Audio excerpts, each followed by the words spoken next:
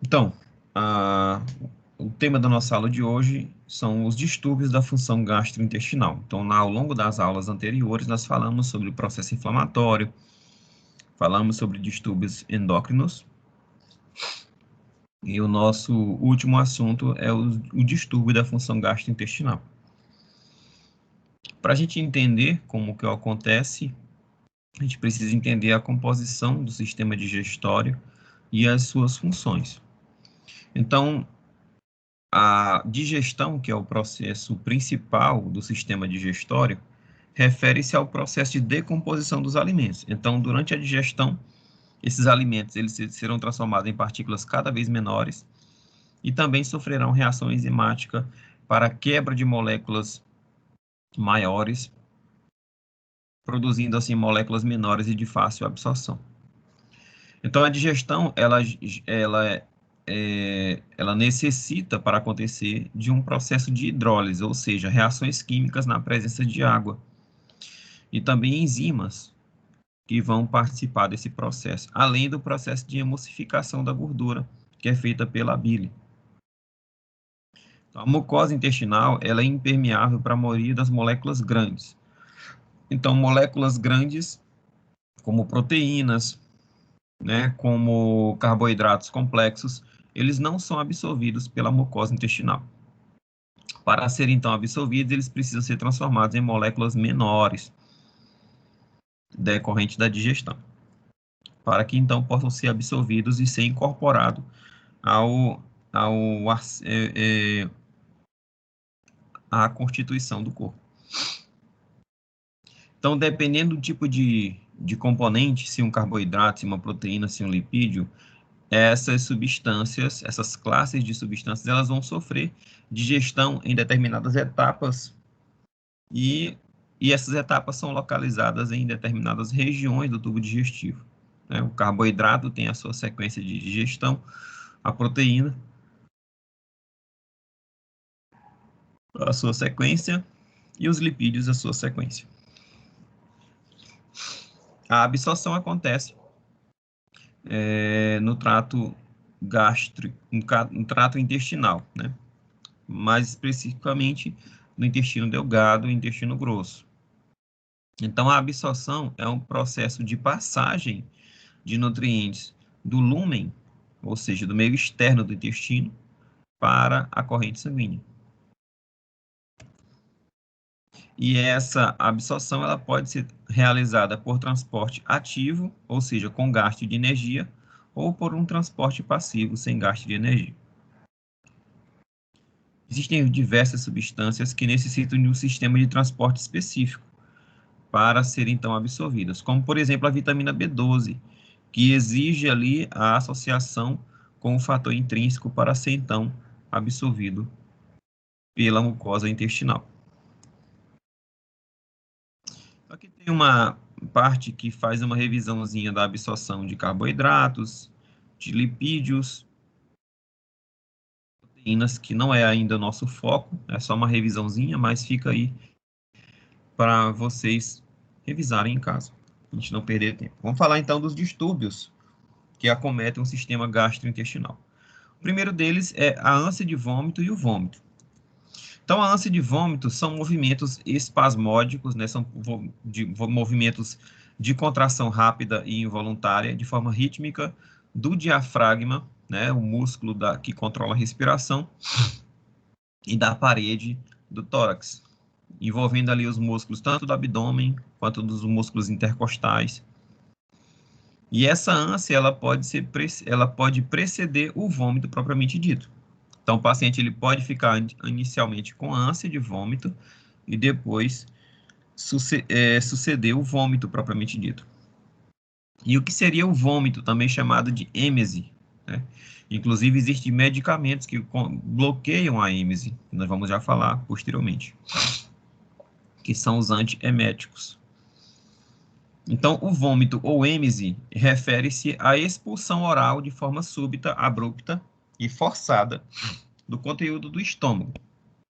E ele pode ser precedido por náusea e ânsia. Então, o ato de vomitar, apesar de estar associado a doenças, né, algumas patologias, ele é um mecanismo protetor. Acontece quando o paciente está com alguma patologia ou então quando é detectado alguma substância tóxica no conteúdo estomacal. Se houver alguma substância potencialmente tóxica ou potencialmente nociva ao indivíduo, dará então início a sequência de eventos que darão por finalidade o surgimento do vômito. Então, a náusea e o vômito, eles podem representar ali uma resposta corporal a várias condições. O paciente ele pode ter náusea e vômito decorrente de várias condições. Vamos exemplificar algumas. Então, o paciente ele pode apresentar náusea e vômito por causa de um tratamento farmacológico. Existem medicamentos que aumentam, né, que geram como efeito colateral o vômito e ânsia de vômito. Principalmente quando esse medicamento está sendo utilizado a uma dose acima do normal.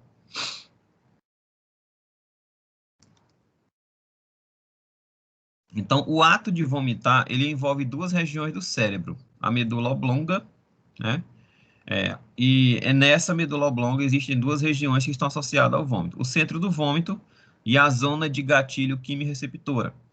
O centro do vômito ele mais mecânico, então se você estimular mecanicamente o centro do vômito, você vai induzir o vômito, né? Quando você toca, por exemplo, no fundo da garganta, você está escovando os dentes e aí você induz ali o vômito, você sente vontade de vomitar, isso tudo porque você está estimulando o centro do vômito.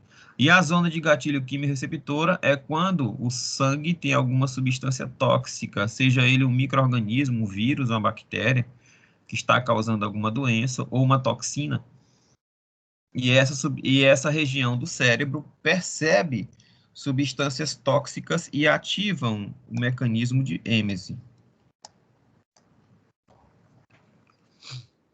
Então, o centro do vômito é situado na porção dorsal da formação reticular da medula, próximo aos núcleos sensoriais do vago.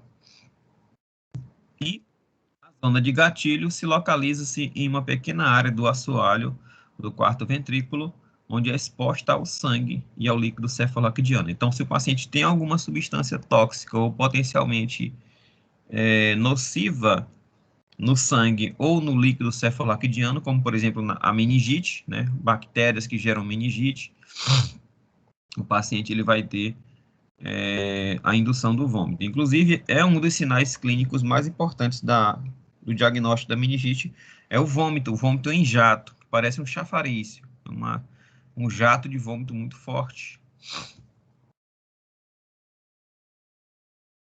Então, quando o indivíduo ele vai iniciar a ação do vômito, ele apresenta ali uma respiração profunda, seguida do fechamento das vias respiratórias para proteger e evitar ali uma regurgitação, né, uma aspiração do vômito. E depois de fechamento das vias respiratórias, o paciente ele vai ter uma contração forçada do diafragma. Ele para de respirar por um determinado momento e o diafragma e os músculos intercostais se comprimem, gerando ali um aumento de pressão interna que gera o vômito. Seguido do relaxamento do esfíncter gastroesofágico, que é o esfíncter que evita, né, a regurgitação. Então, esse esfíncter relaxa e facilita, então, a saída do conteúdo gástrico. Então, aqui nós temos as regiões, né, da medula oblonga, onde são situadas ali o centro do vômito, e a região de gatilho, a zona de gatilho quimireceptora. É nessa região onde é localizado ali vasos sanguíneos e também o líquido cefalorraquidiano passa por aqui. E aí consegue-se detectar substâncias tóxicas no interior desses líquidos. Outra condição que acomete muito o sistema gastrointestinal é a anorexia. E aí existe aí uma confusão do que seria uma anorexia e o que seria uma bulimia. Tem gente que tem essa confusão. Então, a anorexia é a perda do apetite. A pessoa não tem vontade de se alimentar. Ela perde o desejo, né, de se alimentar. E essa anorexia ela pode ser influenciada por vários fatores. Um deles é a fome. Então, a anorexia, ela pode ser anulada pelo período de inanição. A pessoa fica muito tempo sem comer, ela vai ficar com fome. Tá? Principalmente quando o estômago está vazio, porque esse estômago vazio vai gerar ali contrações do estômago, estimula o nervo vago. Então, o apetite ele é regulado por uma região do cérebro chamada hipotálamo e também por outras regiões associadas ao cérebro. E esse apetite ele é influenciado por vários sentidos. Um deles é o olfato. Então, às vezes você está sem fome, mas você sente o cheiro de uma comida gostosa e o teu apetite automaticamente aparece. Tua vontade de comer aparece. Não porque você está com fome, propriamente dito, mas porque o apetite, o olfato, ele desencadeou ali uma vontade de comer. Então, o olfato ele pode tanto estimular quanto inibir o apetite. Então, se você sente uma coisa muito fétida, um cheiro nojento, de carne podre, por exemplo, de cadáver, isso pode bloquear o teu apetite também. Tá? Então, ele tem esse duplo papel, tanto de estimular quanto de bloquear o apetite. A perda do apetite também pode estar associada a fatores emocionais. O paciente está muito preocupado, ou muito deprimido, ou com medo, ou com ansiedade. Isso pode também bloquear o apetite e gerar um estado anorexo. Medicamentos também podem causar isso e também doenças. Existem várias doenças que causam anorexia, causam perda do apetite. A anorexia também ela pode induzir a náusea, né? E a maioria das condições também pode provocar o vômito. Tá? E o vômito também pode produzir anorexia. Então, o que pode gerar a perda do apetite? O medo, depressão, frustração, ansiedade, medicamentos. Um dos tipos de anorexia é a anorexia nervosa. O paciente, quando está com nervosismo, está passando por um estado de extremo ansiedade, isso pode gerar um estado de anorexia e até gastrite nervosa também associada. Então, a anorexia nervosa é um tipo de disfunção alimentar caracterizada por uma rígida e insuficiente dieta alimentar. O paciente ele vai ter baixo peso corporal e o estresse físico por conta da baixa de nutrientes. Isso tudo está associado a componentes psicológicos, fisiológicos e até sociais. Epidemiologicamente falando, a anorexia nervosa ela atinge muito adolescentes do sexo feminino. 90% dos acometidos são nessa faixa etária e nesse sexo. Estima-se que 1 em cada 300 habitantes de países desenvolvidos sofrem de anorexia nervosa. Essa anorexia nervosa é caracterizada tipicamente por recusa por manter um peso corporal saudável. Então, ela se recusa a manter um peso condizente com o seu corpo. Ela tende a ter um peso abaixo do normal. Outro sintoma da anorexia nervosa é a distorção da imagem do corpo. Então, ela se olha, às vezes ela está muito magra, né? E ao se olhar no espelho, ela se acha gorda. Tá? Isso é a distorção da imagem. Outro sintoma da anorexia nervosa é a pocresfobia, medo de comer e engordar, seguido de uma amenorreia. Então, mulheres com anorexia nervosa, elas têm dificuldade de menstruar.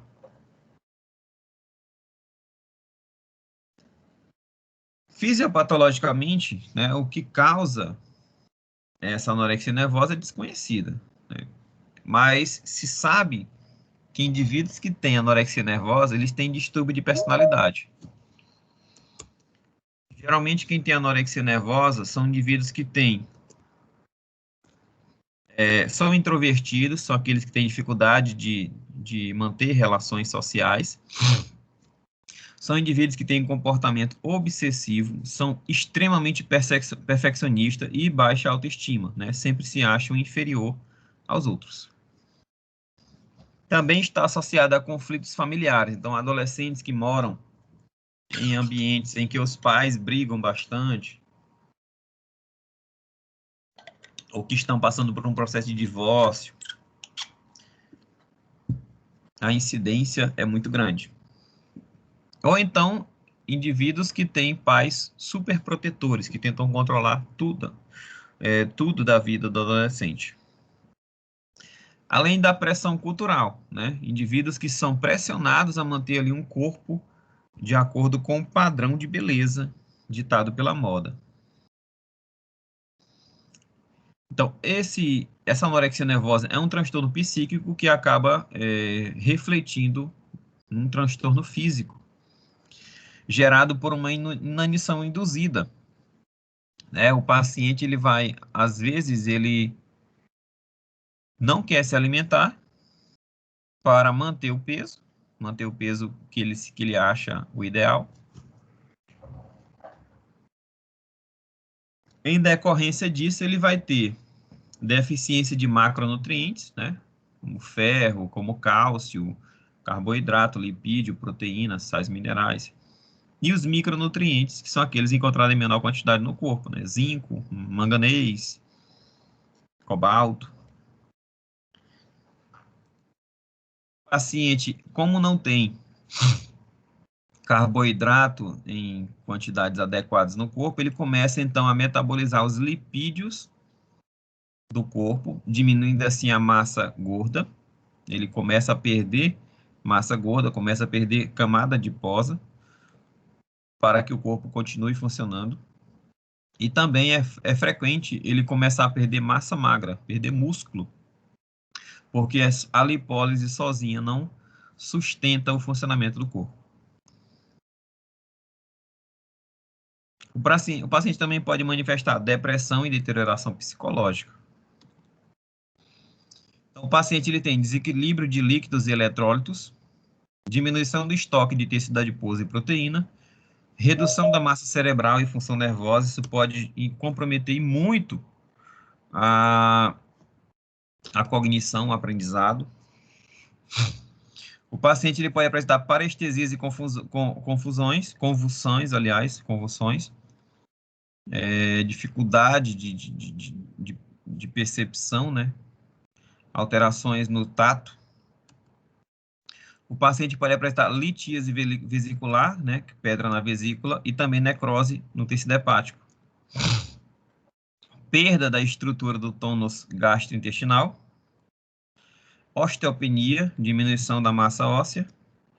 Hemocitopenia, diminuição das células do sangue e dificuldade de coagular também. Além da baixa produção de hormônios como ADH, hormônios sexuais, isso explica o porquê da amenorreia, né, de disfunção do ciclo menstrual, e aumento do cortisol. O cortisol ele mantém o corpo funcionando, então o indivíduo precisa produzir muito cortisol para manter as funções fisiológicas normais. Clinicamente, o paciente tem magreza extrema, lanugo, que são poucos fios de cabelo e fios muito finos, amenorreia, né, dificuldade de menstruação, cabelos e unhas quebradiças, hipotensão com bradicardia, ou seja, pressão baixa e força de contração do coração muito baixa, constipação e cólicas, além de cianose periférica. O diagnóstico é através de dados clínicos e psiquiátricos, que foi baseado nas descobertas da Sociedade Americana de Psiquiatria. Então, o paciente, para ser diagnosticado, um dos sintomas que ele apresenta é recusa por manter o peso corporal dentro do esperado nas representações estatísticas da idade. O paciente ele tem perda grave de peso, manifestação de hipocristofobia, que é medo de se alimentar e engordar, distorção da imagem corporal, ele se acha gordo mesmo não sendo, e, no caso das mulheres, apresentar amenorreia, passar por mais de 3 meses sem menstruar.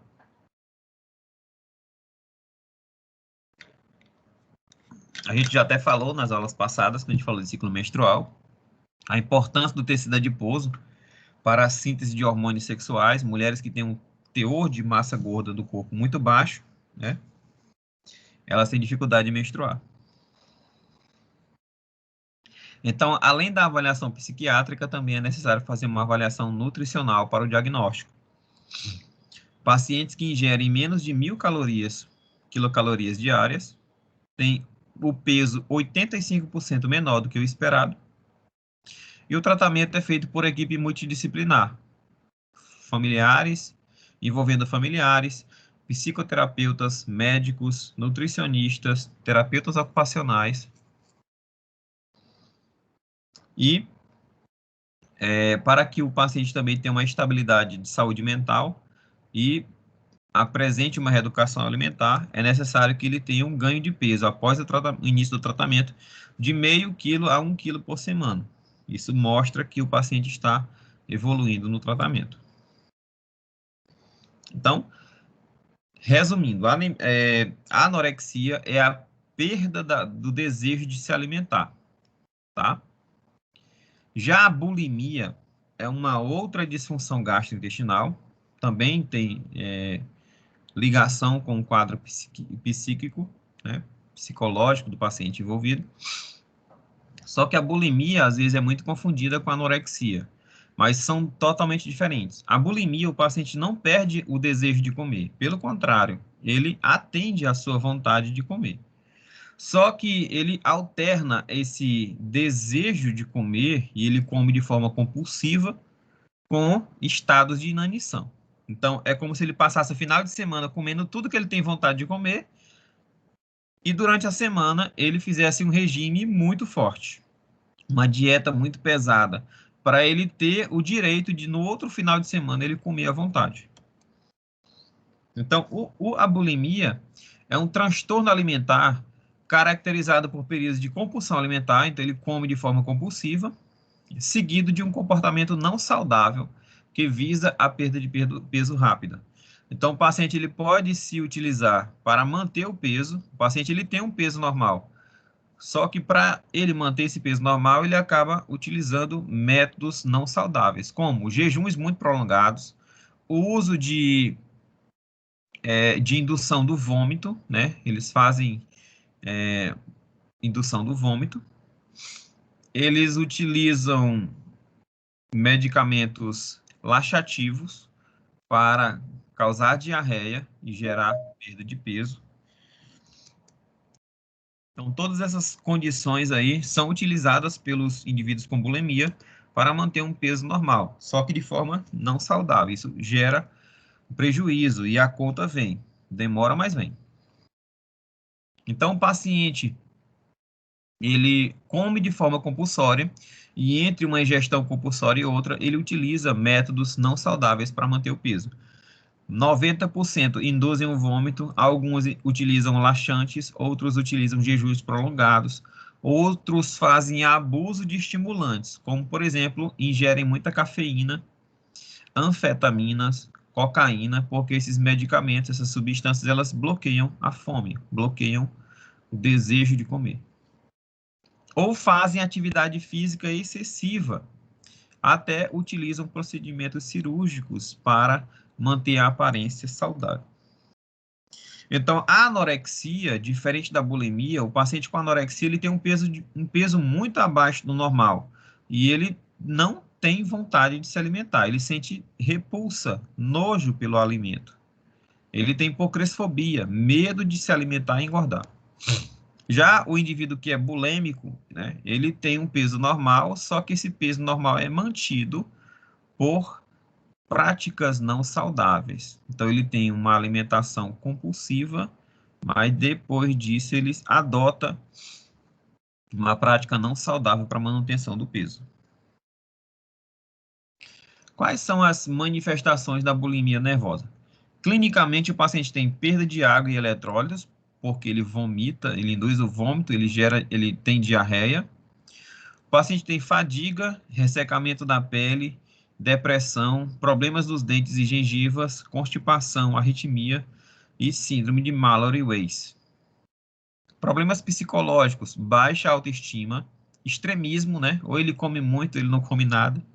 É extremamente autocrítico, exigente e estão constantemente insatisfeitos com o próprio corpo, né? E também existe um embotamento afetivo. Ele tem dificuldade de criar um sentimento afetivo por outras pessoas. Outra condição que afeta o estado, o sistema gastrointestinal, é a hipernutrição. Paciente que tem exposição excessiva a nutrientes. Então, pacientes que fazem alto consumo calórico ou níveis tóxicos de vitaminas e minerais. Professor, vitamina gera intoxicação? Sim, gera. Excesso de vitamina também faz mal, tá? Uma delas é a obesidade, onde o paciente ele tem um acúmulo excessivo de gordura no corpo, com múltiplas consequências, né? Principalmente em alguns órgãos. Ele tem ali sobrecarga nas articulações, principalmente no esqueleto axial, né? Na coluna, nos membros inferiores, joelhos, articulação coxofemoral. E também depósito de gordura nas vísceras, compressão de órgãos abdominais, tendência ao diabetes, tendência à dislipidemia, uma série de comorbidades decorrentes da obesidade. Então, o paciente ele é definido com obesidade quando ele tem um IMC acima de 25, ele é considerado com sobrepeso, e o IMC acima de 30 já é considerado obeso. Quais são os fatores de risco? O indivíduo obeso ele tem uma tendência a apresentar hipertensão arterial, dislipidemias, diabetes tipo 2 e doenças da circulação, principalmente doenças da coronária, né? Dos vasos sanguíneos que irrigam o coração. Aí nós temos uma tabelinha que mostra as curvas de um indivíduo com obesidade extrema, obesidade nível 1, sobrepeso e o indivíduo com peso saudável. Só que essa tabela aí a altura é dada em polegadas e o peso dado em libras. Então, a obesidade, ela gera um excesso de gordura, isso é causado pelo consumo de calorias ser muito maior, a ingesta de calorias diárias é muito maior do que o gasto calórico diário. Então, há um saldo diário de calorias. O paciente ele ingere mais do que gasta, e esse saldo vai se acumulando no corpo, vai sendo armazenado no corpo. Essa obesidade, ela é influenciada por hábitos de vida, né? O paciente ele é sedentário, ele come muita besteira, também é influenciado pelo ambiente. Então, se ele mora num ambiente, num lar, né, em que outras pessoas têm hábitos não saudáveis que estimulam a obesidade, ele acaba também sendo influenciado. É difícil você manter hábitos saudáveis quando todos ao seu redor conspiram contra você, né? Que comem fast food, que não ingerem salada, que não praticam atividade física.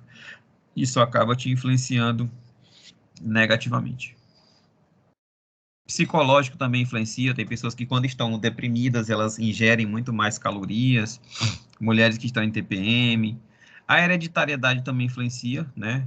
Carga genética influencia, e também fatores pré-natais. Por exemplo, mulheres que tiveram obesidade na gravidez ou tiveram diabetes gestacional, essa criança ela tem uma tendência a ser obeso, uma tendência maior do que uma criança normal. Uma criança cuja mãe não desenvolveu diabetes gestacional. Então, os tipos de obesidade, né? Aquela obesidade em forma de maçã, onde o acúmulo de tecido adiposo se concentra no abdômen, que a gente chama de obesidade androcêntrica, né? Obesidade tipicamente masculina. E a obesidade ginecocêntrica é a obesidade tipicamente feminina, onde a gordura se acumula nos glúteos e nas coxas. E qual a consequência da obesidade? O paciente ele vai apresentar hiperlipoproteinemia, ou excesso de colesterol na corrente sanguínea, as dislipidemias. Ele pode apresentar hipertensão, hipertrofia do ventrículo esquerdo, aterosclerose, que é a formada de placas de gordura nos vasos sanguíneos, infarto do miocárdio, diabetes, dificuldade de cicatrização, alterações ósseas, né, inflamações, pedras na vesícula, dificuldade de respirar, porque os órgãos estão comprimidos, decorrente do tecido adiposo, apneia, tem dificuldade de respirar durante o sono, e maior incidência de acidente vascular encefálico. Agora vamos falar de algumas condições que geram distúrbios do trato superior. Né? Quais são as doenças que acometem o esôfago, boca, esôfago e estômago? Nós temos aí o refluxo gastroesofágico, gastrite aguda e crônica, além de úlcera péptica.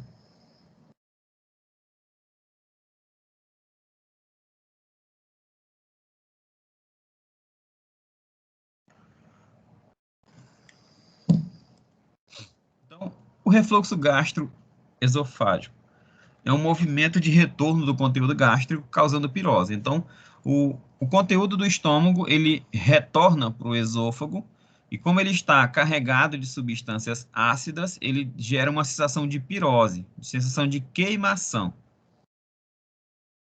Ele é um dos distúrbios mais comuns que acometem o trato gastrointestinal e o pico acontece logo depois da ingestão alimentar e tem ali uma curta duração.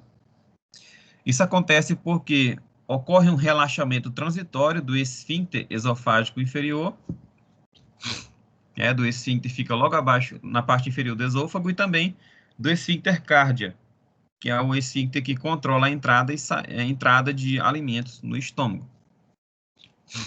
Geralmente, esse refluxo, ele apresenta um sintoma mais grave quando o paciente ele ingere comidas gordurosas ou então ele ingere um grande volume de alimento.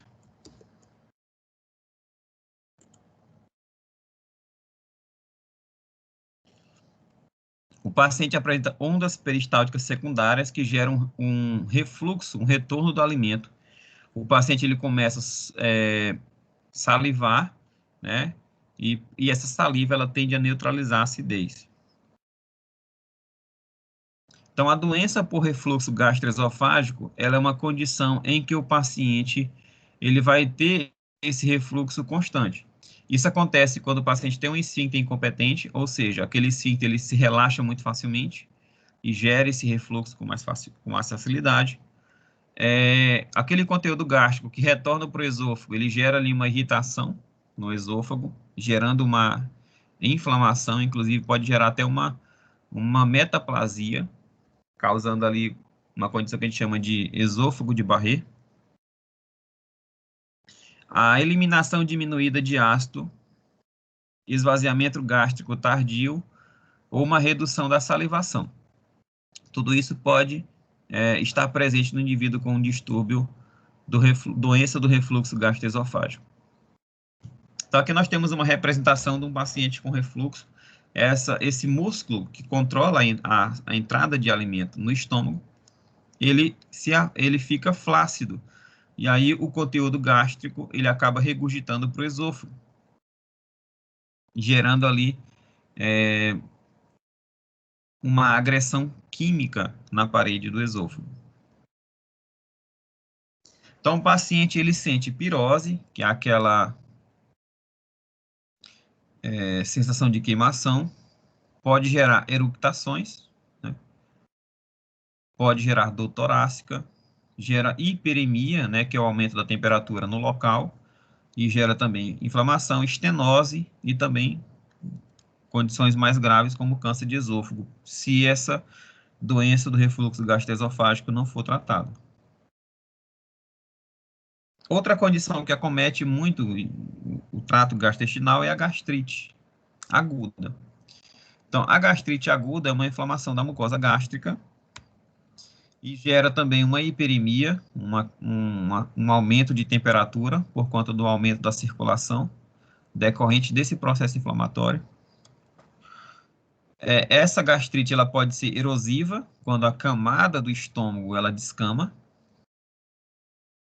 E geralmente essa gastrite está associada a substâncias irritantes. Como, por exemplo, o uso de anti-inflamatórios não esteroidais por um longo período, o uso de álcool, né, o abuso de álcool em indivíduos com etilismo crônico, e também ingestão de toxinas.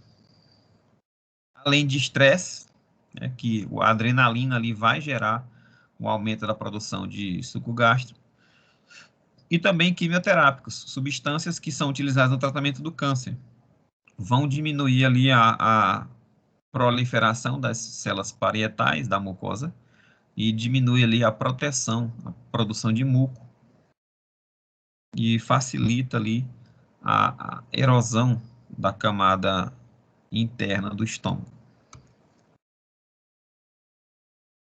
Então, essa gastrite ela pode ser assintomática, mas ela pode gerar sintomas como pirose, sensação de queimação, vômito e também hematêmese, que é a presença de sangue no vômito.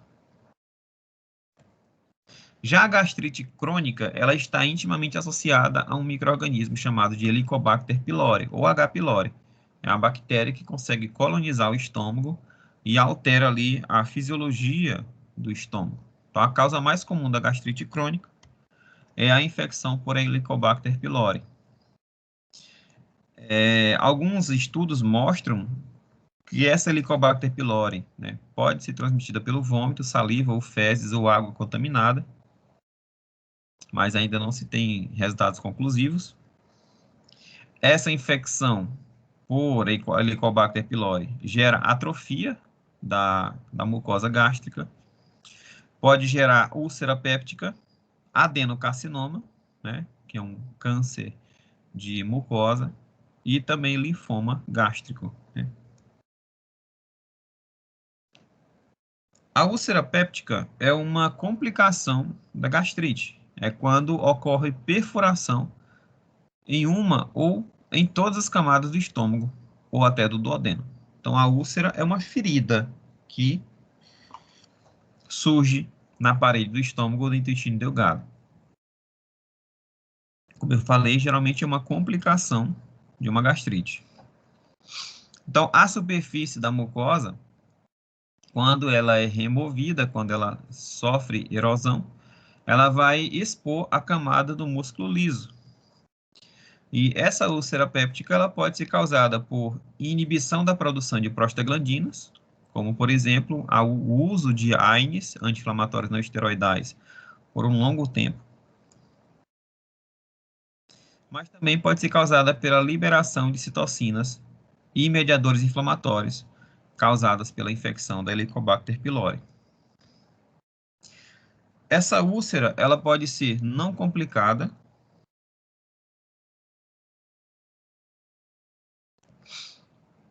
gerando apenas um desconforto, dor e queimação em período de jejum, ou ela pode ser uma úlcera mais complicada, quando apresentam hemorragias, perfuração e extravasamento, que a gente chama de úlcera supurada, quando a parede do estômago é totalmente comprometida e pode gerar ali extravasamento do conteúdo gástrico para a cavidade torácica, e também a obstrução do esfíncter pilórico. Então, essa úlcera péptica acontece quando há uma erosão e a exposição de camadas mais internas da parede do estômago. Então, aí nós temos uma imagem de endoscopia do indivíduo com gastrite, com úlcera péptica, mostrando que essa ferida está mais profunda. Úlcera hemorrágica, mostrando ali que já está perdendo sangue, acometeu ali vasos sanguíneos. E a úlcera perfurada, quando toda a parede do estômago foi acometida. Então, gerando ali extravasamento do conteúdo gástrico para a cavidade abdominal, que é uma condição muito grave.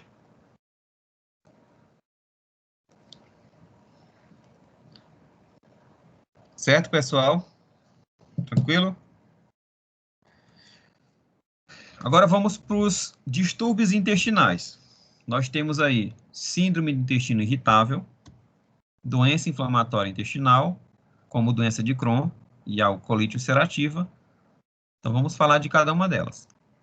Então, a síndrome do intestino irritável, ela é causada por um conjunto de sintomas crônicos que às vezes não podem ser explicados por anormalidades estruturais ou bioquímicas. Então, o paciente ele apresenta dor abdominal, produção excessiva de gases, né, a flatulência, e isso gera uma distensão abdominal, o abdômen fica muito distendido, muito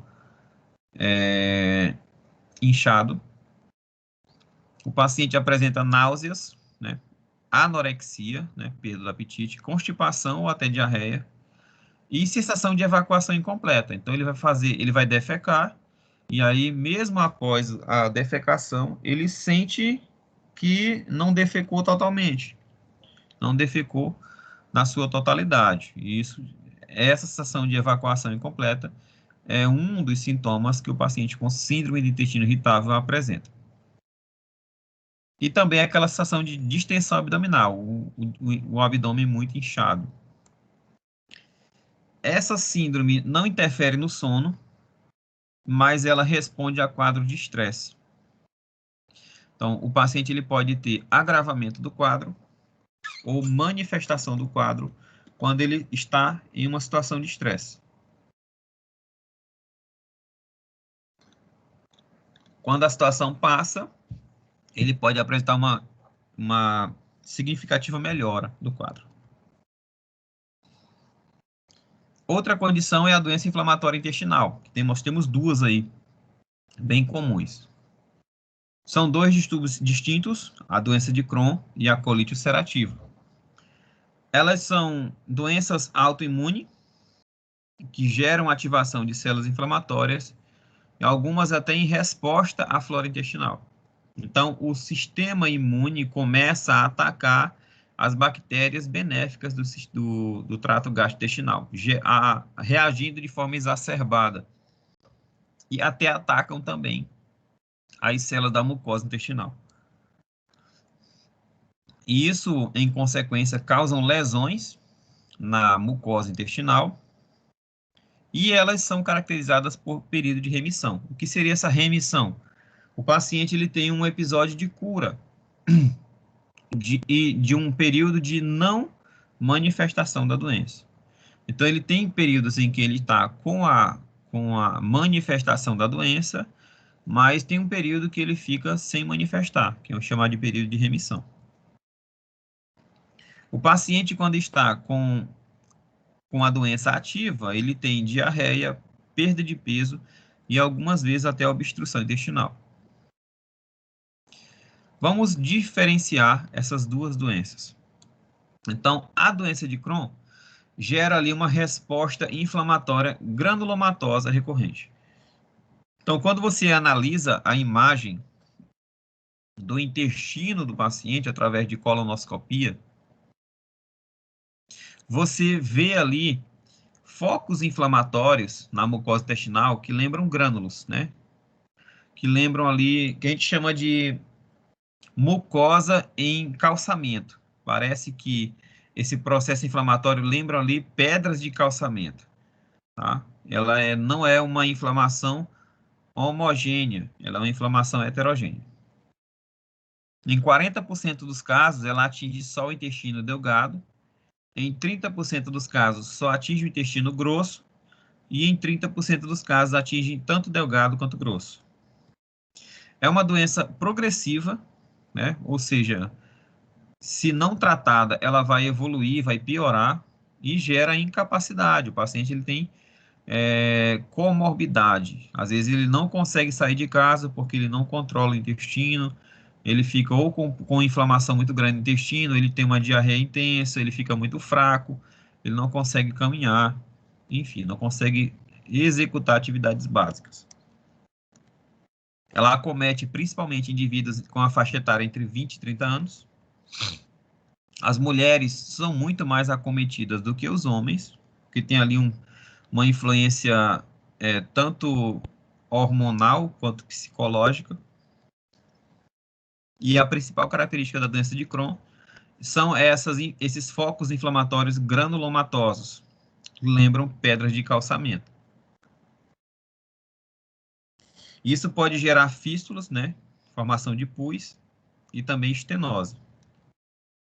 Então, a doença de Crohn, o paciente ele vai manifestar diarreia, cólicas, perda de peso, distúrbios hidroelétricos, né, alteração do volume de água do corpo e também alteração dos minerais da corrente sanguínea e também distúrbios nutricionais, por conta da dificuldade de absorção de nutrientes decorrente dessa inflamação intestinal. O paciente apresenta mal-estar, febre baixa, por conta de ser um processo inflamatório, pode apresentar ulcerações na região anal e também fístulas e estenoses. Já a colite ulcerativa, diferente da doença de Crohn, apesar de ambas serem doenças inflamatórias, que têm influência ali imune, né? Ela é uma resposta inflamatória contínua e recorrente. Quando você olha ali a imagem do intestino de um paciente acometido, não tem aquela estrutura em forma de granulomas, aquela inflamação em forma de granulomas. Ela é uma inflamação mais homogênea, que acomete todo o trato intestinal. Então, ela acomete ali o reto, só o reto, ou o reto e o cólon, ou todo o cólon, gerando hemorragias pontiformes, né? Pequenos focos hemorrágicos, né? Pontinhos avermelhados de hemorragia, e formam abscessos, né? Formam pus, inflamação com pus. Essas inflamações podem gerar ulcerações, né, que podem acometer camadas mais internas da parede do intestino e podem gerar necrose, né, morte do tecido. Esse processo inflamatório gera pseudopólipos, né, geram pseudoelevações da camada intestinal, e o paciente apresenta diarreia mucossanguinolenta, liberação de muito muco, né, lembra ali catarro, com sangue, cólica e incontinência fecal. A pessoa não consegue, tem muita dor, muita cólica, não consegue controlar os episódios de defecação, perda de peso muito acentuada e febre. E pode também gerar câncer de colo e megacolo, né, que é uma dilatação grave do intestino. Então, clinicamente, a colite ulcerativa gera uma inflamação mais na parte inferior do intestino grosso. Já a doença de Crohn, ela acomete focos do intestino, tanto delgado quanto grosso, né? E essas áreas inflamadas, elas são heterogêneas, são granulomatosas, que lembram ali pedras de calçamento.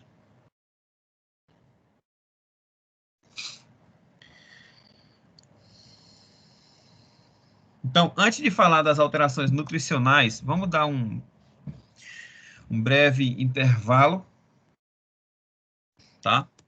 15 minutinhos, mas antes eu abro para vocês fazerem as suas devidas colocações. Fiquem à vontade. Alguma dúvida? Estão conseguindo acompanhar?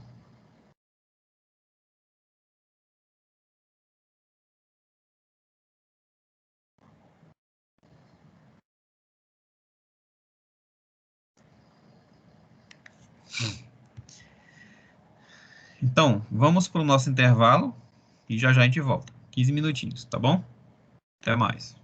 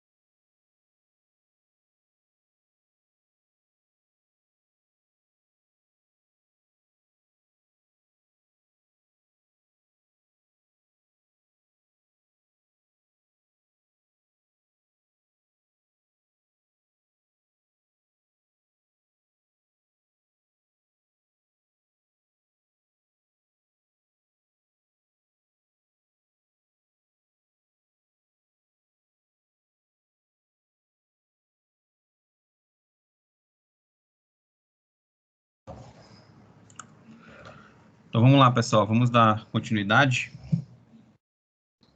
Continuar falando sobre as doenças que acometem o trato gastrointestinal. Então, além das doenças que acometem diretamente, né, o estômago, o intestino, existem também as alterações nutricionais. A Organização Mundial de Saúde fala que a desnutrição é um estado de exposição inadequada a nutrientes. O paciente ele pode ter pouco ou excesso desses nutrientes. Então, o paciente ele apresenta uma desnutrição quando há um problema na ingestão de nutrientes, na digestão desse nutriente, na absorção desse nutriente ou no metabolismo.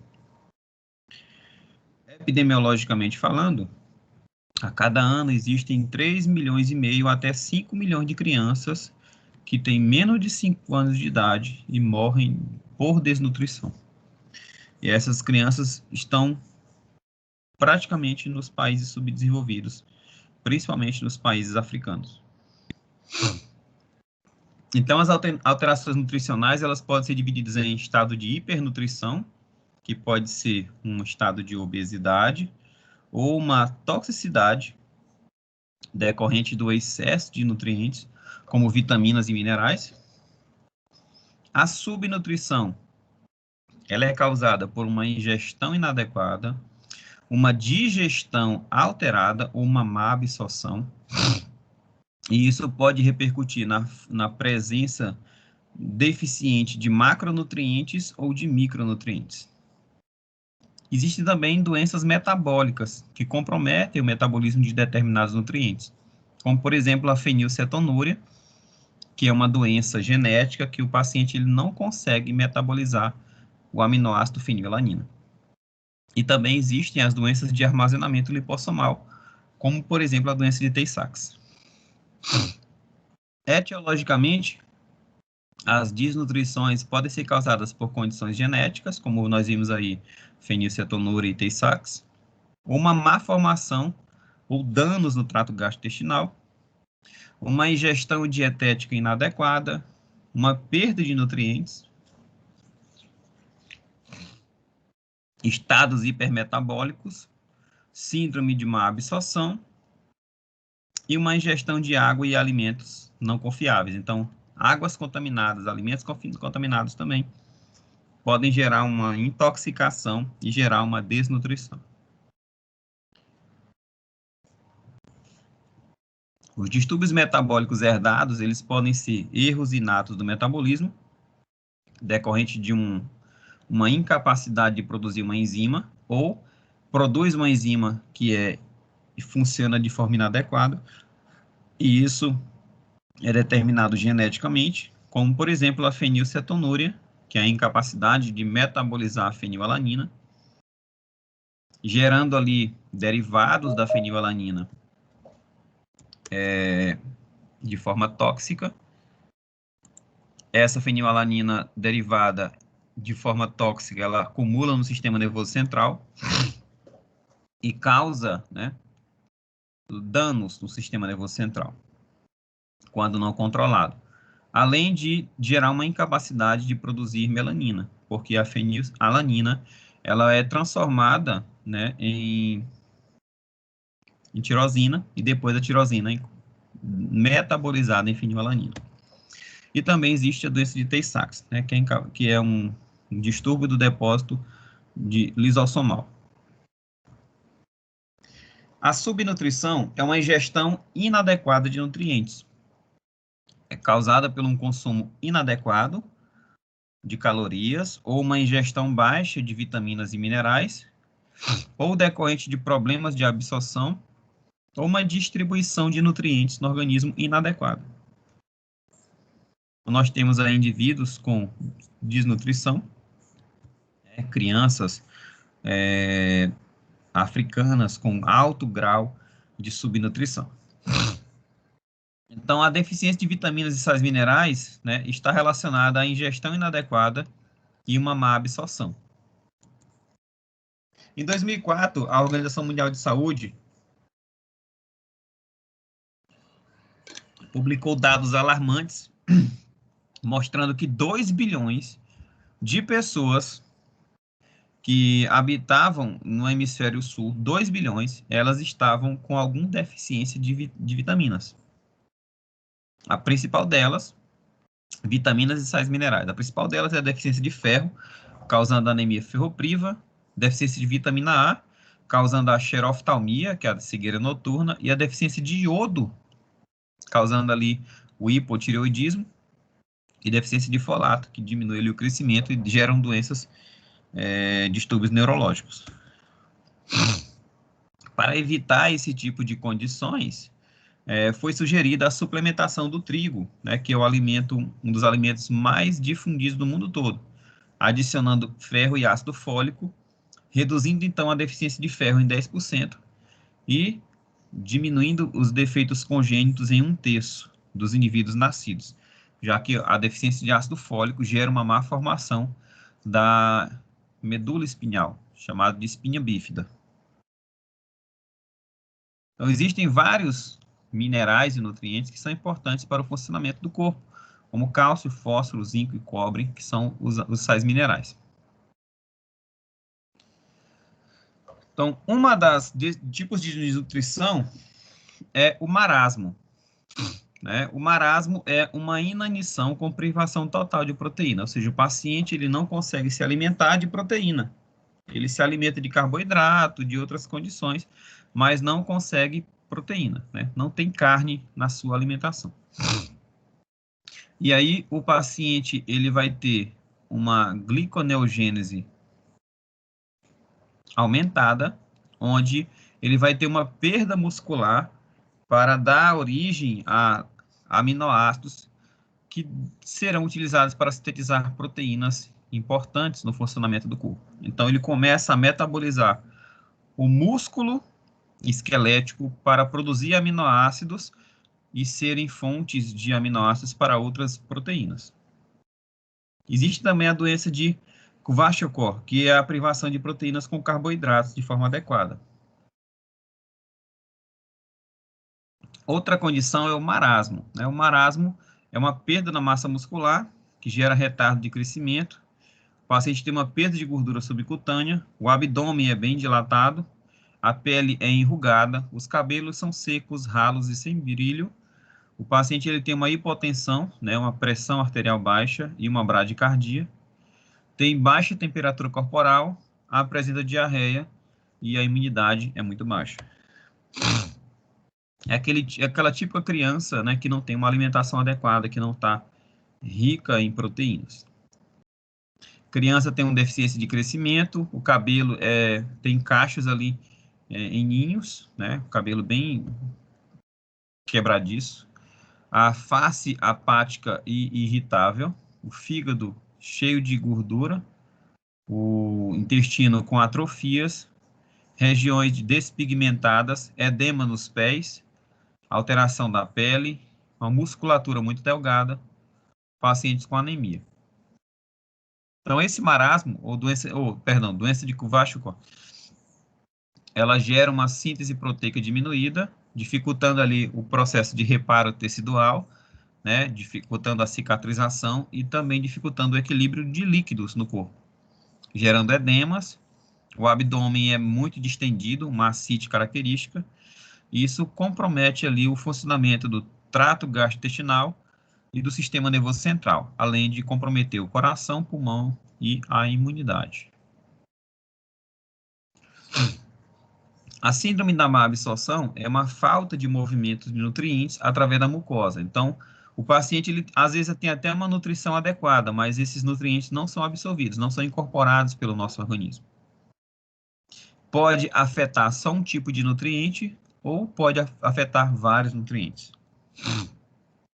Então, como consequência, o paciente ele vai ter cólicas e distensão abdominal, fezes volumosas e com gordura, né, esteatorreicas, diarreia crônica, flatulência, porque muitos nutrientes não são metabolizados e eles fermentam, né, são fermentados pelas bactérias da flora, e essa fermentação gera gases, né? O paciente tem fraqueza muscular e também perda de peso. Essa má absorção ela pode acometer várias porções do intestino. Pode acometer o pâncreas e a bile, pode ser decorrente de inflamações do trato gastrointestinal, principalmente por uso de medicamentos, pode ser causado por uma diverticulose ou cirurgia bariátrica, ou até infecções e câncer, como linfoma. Essa má absorção, ela pode comprometer os carboidratos, né? Por exemplo, uma má absorção ela é de carboidrato é decorrente da baixa produção de enzimas, como, por exemplo, as disacaridases. Né? Nós temos 3 disacaridases muito importantes produzidas no intestino delgado. Né? Nós temos a sacarase, que degrada a sacarose, produzindo ali uma molécula de glicose e uma molécula de frutose. Nós temos a maltase, que quebra a maltose, liberando 2 moléculas de glicose. E nós temos a lactase. A lactase é a enzima que quebra a molécula de lactose, o açúcar do leite. E a quebra do açúcar do leite libera uma molécula de glicose e galactose. Vamos tomar, por exemplo, a mais comum, né? Indivíduos que não produzem lactase ou produzem uma quantidade muito baixa de lactase. O que acontece? Ele vai ter intolerância à lactose. Ele vai ter uma má absorção desse carboidrato encontrado no leite. Então, ele vai ter intolerância, né, a alimentos lácteos. É o que acontece. Essa lactose não digerida, ela vai para o intestino grosso e vai ser, então, fermentada pelas bactérias intestinais. Certo? E o que acontece? Essa fermentação libera gases, gera ali um processo de irritação gástrica que pode causar constipação, pode causar diarreia e também geram ali muitos gases. Já a alteração, a má absorção de lipídios, né, que acomete tanto gorduras quanto vitaminas lipossolúveis, ela pode ser decorrente de um problema hepático ou um problema do pâncreas exócrino. O problema hepático diminui a produção de bile, que tem a função de emulsificar gorduras, e problemas do pâncreas exócrino, que produzem ali enzimas que vão degradar gordura, como a lipase pancreática. A má absorção de proteínas é causada por uma doença do pâncreas, porque o pâncreas produz enzimas que degradam proteínas, principalmente peptídeos, como a tripsina e a quimiotripsina. Isso gera uma perda de proteínas pelas fezes. Então, o carboidrato não absorvido, ele vai ser convertido em ácido graxo de cadeia curta e também gera fermentação, causando flatulências. Então, o diagnóstico é determinado pela causa do desequilíbrio, uma avaliação nutricional, né? E também exames básicos, como hemograma, lipidograma, bioquímica completa, análise de eletrólitos, exame de urina, doseamento de hormônios, exame parasitológico de fezes e doseamento de nutrientes, como ferro, ácido fólico e vitamina B12. Além de um diagnóstico de um exame de imagem, né, uma colonoscopia ou uma endoscopia, para avaliar o trato gastrointestinal, também acompanhado de biópsia. As estratégias, então, utilizadas para combater e melhorar o estilo de vida, melhorar a vida do paciente acometido por essas doenças, primeiramente, eliminar um agente etiológico, se tiver um agente etiológico, para reduzir os efeitos nocivos dessa doença. Também é importante fazer intervenções dietéticas, para que o paciente ele tenha uma absorção maior de macronutrientes, seja suplementado e tenha uma ingestão calórica reduzida, né? Excluindo alimentos específicos. Então, se o paciente tem uma deficiência nutricional, se for por má absorção, uma estratégia é fazer a administração endovenosa desse nutriente, porque ele já cai na corrente sanguínea. Não necessita ser absorvido pelo intestino. E também intervenções farmacológicas, como, por exemplo, aí, Administração de enzimas. No caso aí do indivíduo com intolerância à lactose, existem comprimidos de lactase que você ingere antes de ingerir produtos lácteos. Essa lactase encontrada no comprimido, ela vai fazer a ação da lactase que não está sendo produzida pelo seu corpo, melhorando assim a absorção de carboidratos.